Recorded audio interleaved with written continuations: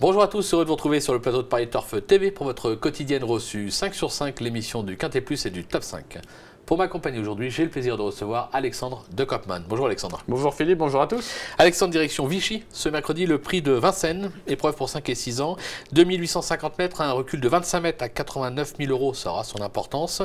Un lot sympathique à étudier, Alexandre ? Oui, une course assez sympathique, comme vous l'avez dit, les possibilités sont à mon avis nombreuses et comme vous pourrez le voir, j'ai quand même privilégié les concurrents du premier poteau. C'est assez logique. Donc au niveau du chrono, je pense qu'ils sont nettement avantagés, donc j'espère que j'aurai raison. On va voir ça déjà avec votre sélection, Alexandre. Alors, j'ai fait confiance au numéro 9 au clair de lune, le 7 Belza de Jumini, le 2 Bambou de Calvi, le 10 Bignou de Coné, le 8 Baline de Laffy, le 6 Australia Zen, le 13 Haribo Mix et enfin le numéro 4 Authentique Charme. Allez, on rebondit sur votre favori numéro 9 au clair de lune. Avec lui, c'est un peu tout ou rien. C'est 4 dernières sorties, 2 victoires, 2 disqualifications. Il aura pour lui d'avoir déjà triomphé sur cette piste et surtout l'engagement est idéal à 750 € du recul. Ouais, logiquement, il n'aurait pas dû courir cette épreuve. La dernière fois, au Croisé-la-Roche, il s'est montré fautif pour finir. Je pense qu'il serait allé au bout ce jour-là. Il a été ferré. Cette fois, il est déféré des 4 pieds. C'est vraiment une configuration qu'il apprécie. 75% de réussite dans cet uniforme.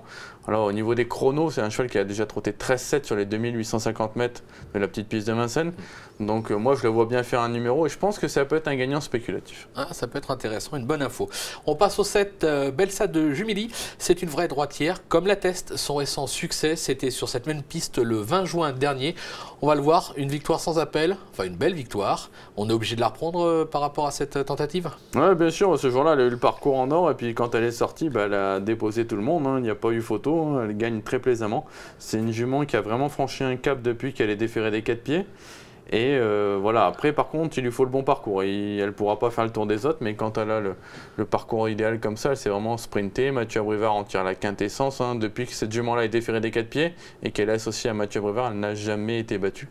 Donc elle a vraiment tous les atouts de son côté. Je pense qu'il va y avoir un peu de rythme devant, ça va la servir. Après, il faut subir un petit peu les aléas de la course. Bon, si on vous comprend bien, elle peut gagner elle aussi. Elle peut gagner avec un bon parcours, oui, tout à fait. Bon, on va s'en méfier. Le 2, Bambou de Calvi. Alors, je vois qu'il n'est pas toujours très appliqué, mais le potentiel est là. Il vient de renouer avec le succès sur la petite piste de Vincennes. Bon, enfin, c'était un peu limite dans les allures. Ouais, c'était un peu juste quand on voit comme ça. Moi, j'avais revu le ralenti, ça allait. Bon, ce jour-là, il avait gagné en perdant ses rivaux en route. C'était Nicolas Heinz qui lui était associé. Bon, cette fois, ce sera Mathieu Vervas, un cheval qui a montré sa qualité déjà à ce niveau, qui est en 14 sur les 2007 de la grande piste de Vincennes. Après, il faut un peu faire attention avec lui. Et voilà, c'est pas une base, mais en valeur pure, c'est une première chance. Ouais, on peut pas l'écarter, c'est clair. Le numéro 10, Bignou de Coné. Cet excellent droitier vient de renouer avec le succès. C'était sur l'hippodrome de Caen. Il évite les 25 mètres pour 630 € seulement. Et puis, on a fait appel à JMB. Logique de le retenir. Ouais, c'est vrai qu'il a beaucoup de choses pour lui. Comme vous l'avez dit, à droite, il répète toutes ses courses. À gauche, c'est pas toujours le cas.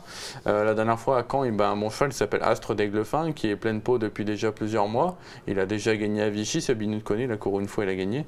JMB le connaît. Voilà, il n'y a pas grand-chose contre lui. Voilà, c'est pareil, il peut tout à fait s'imposer également. Ouais, il peut s'imposer. On va voir ce qu'en pense son entraîneur Christophe Alain Mallet, puisque Arnaud Lecomte l'a joint au téléphone. On l'écoute immédiatement.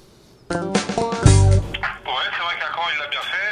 On avait mis des petites œillères, là, ça l'a tendu davantage. Et puis, il a été en tête, ce qu'il n'avait jamais fait depuis qu'il court, quoi. Donc, non, il l'a bien fait avec la manière, avec du gaz, quoi.